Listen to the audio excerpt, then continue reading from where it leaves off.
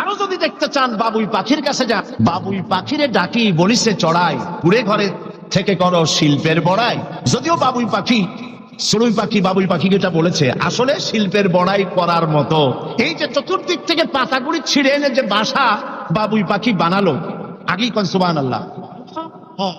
এই বাসা শুধু বাসা নয়, এর মধ্যে বেডরুম আছে, এর মধ্যে ডাইনিং রুম আছে, মাস্টার বেডরুম আছে, শুধু টয়লেট নাই। নিচ দিয়ে ঢুকবে, আবার ব্যাকডোর দিয়ে নিচের থেকে আক্রান্ত হলে ব্যাকডোর দিয়ে পালাবার ব্যবস্থাও আছে।